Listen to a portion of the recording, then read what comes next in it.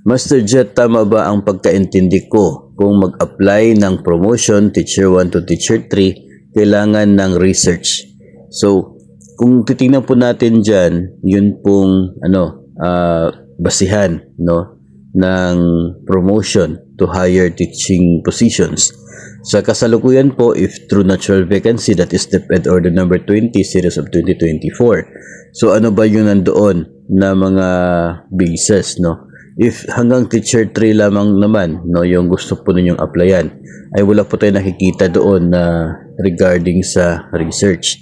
Of course, nandoon po yung education, yung inyo pong training, nandoon po yung experience, yung performance na tinutukoy doon po sa DO20 ay tumutukoy lamang doon sa inyo pong rating sa IPCR po ninyo. Yun po yung tinatawag niyang performance.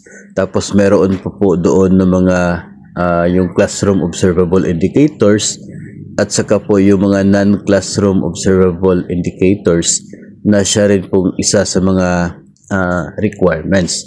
Mayroong particular number of outstanding and very satisfactory na kinakailangang ma-achieve ng mga nag-a-apply para ma-consider sila for that position.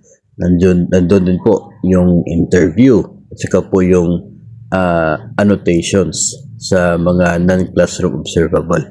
So, pag ganun po, ay wala naman po tayo nakikita na related sa research doon po sa Teacher 3 lamang na position when you are applying based on the O20 series of 2024. So, masasabi natin na hindi siya required, hindi naman siya required. So, depende pa rin po sa inyo if you have that, meron po kayong passion for research, you can still, continue with that kasi baka in the future, magagamit po ninyo. Sa ngayon, if you are aiming for Teacher 3 position, ay pwede pa po, na walang ganyan na research na atin pong makikita, doon po sa guidelines. Isa pa po pala doon sa DO20 ay yung under po sa classroom observable indicators ay yung demo teaching.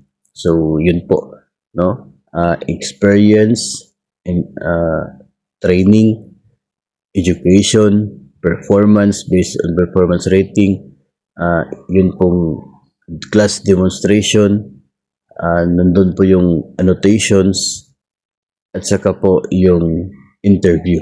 So, yun lamang po yung basis doon po sa DO20 for those applying into higher position galing nga sa Teacher 2 maging until Master Teacher 5. So, ganun po yung nakikita natin na basihan. At hindi po natin nare-relate doon yung tungkol po sa research.